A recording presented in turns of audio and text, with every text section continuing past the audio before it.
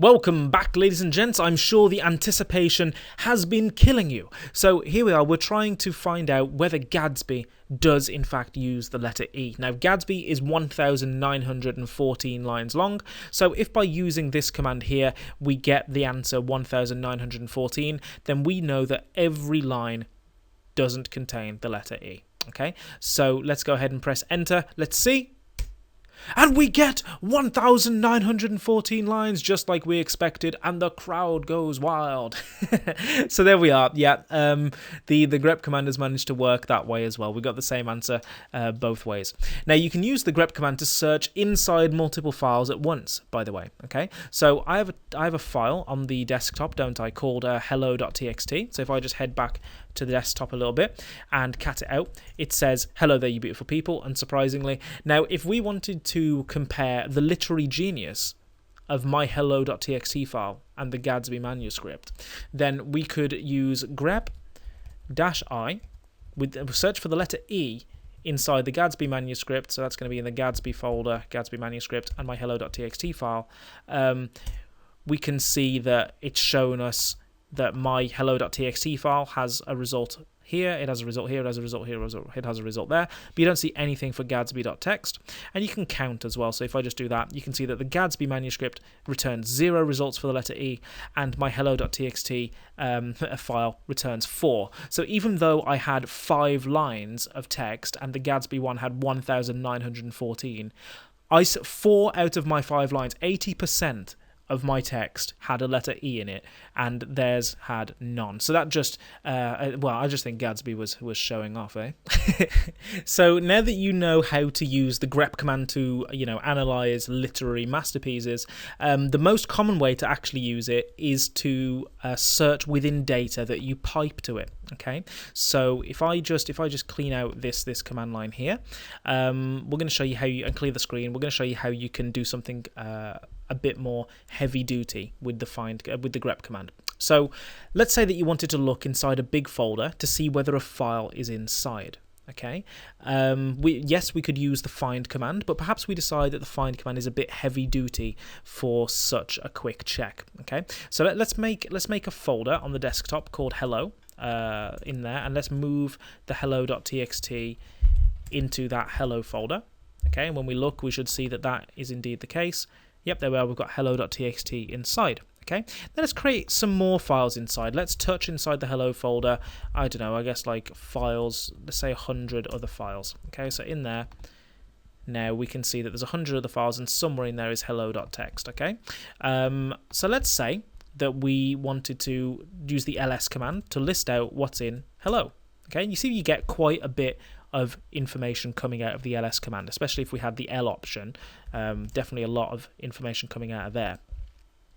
But what you can do is you can just use the ls option and pipe it to the grep command and say, hey, we're looking for hello.txt, and you'll see that it has highlighted hello.txt as something that's being present. Okay, so that can help you search things in there. Another example that I use often is when I'm looking for details about a particular file or folder's permissions using the ls command. So for example, if I want to see the permissions for the root home directory, I could do ls with the L and capital F option with the forward slash to see everything, all the permissions for everything in the base directory. Okay, but let's say I wanted to look specifically at the folder called root.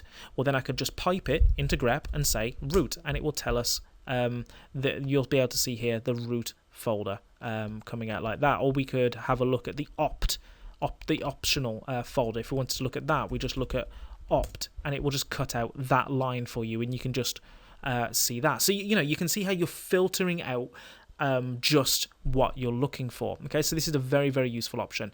Let's say we were looking in, I wanted all of the files, not the folders, in the Etsy directory, let's say. Then what I could do is I could say ls with the F option for the Etsy folder, and you can see that it showed us everything in here. All the folders have a slash after them, and all the files don't. Okay, so if I want to find all the files, I just have to find everything that doesn't have a slash, right? So if I take all that data, pass it into grep, give it the V option and a slash, this is saying, okay, take all that data and give me every line that doesn't have a slash.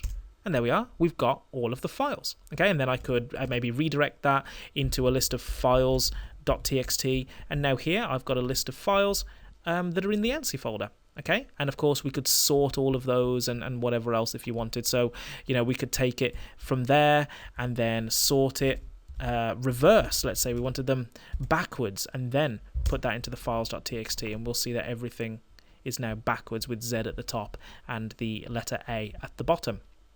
So you can see how using all this stuff really links together very well. And if you're understanding this, you're a pro, okay? Because, if you're, it wasn't that long ago that all of this would have been complete and utter gibberish to you. But now you understand that, hey, we're just using the ls command. We're classifying what's coming out with the F option, so it gives us a slash around directories and nothing around files. And we're looking in the etc folder.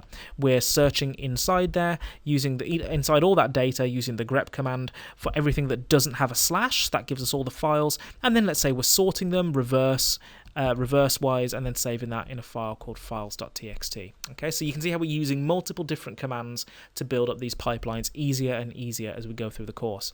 Now, another really common usage of this is when you're using the man-k command. So when you wanted to search for things in the manual pages, so say we wanted to search for print, okay, we can see that we get loads of different options to print. Now, you could read all of these out yourself, but it's kind of a bit of a pain. What if you wanted to search for something a bit more specific? Well, you could grep and say, okay, well, I'm looking for files specifically. Okay, so, and then it will tell me, it'll find all the ones that mention files, which, makes it a lot easier for us to see, and we might then notice the lpr command, which prints files. Okay. There's also the cat command up here, which can concatenate files. Try saying that 3 times fast. Can concatenate files to standard output. Okay, so this is another common usage of the grep command, and we have less results to page through than we would have otherwise had because we filtered out what we were looking for. So there you have it, you beautiful people. That's how you can use the grep command to search within files and filter the output from other commands. Now, the grep command has to be one of the most commonly used commands of all time, and you'll probably use it a whole lot in your work with the Linux terminal as well. So to make sure that we've got the important points down, let's have a recap. So first of all, you saw how to use the grep command to search for text within files, and the grep command can search through any kind of data, whether it's static within a file or it's piped to it. And what you found was that the grep command will return lines that match a certain piece of text or a regular expression made up of wildcards. So you could give, instead of giving the grep command a piece of text to search for, you could give it a regular expression using wildcards, and it will find all the lines that have something that matches that wildcard. That's a really useful ability as well. And you can count how many lines that match that text. Instead of returning the lines themselves, you just return the line count by giving the grep command the C option, which we used multiple times in the last few videos.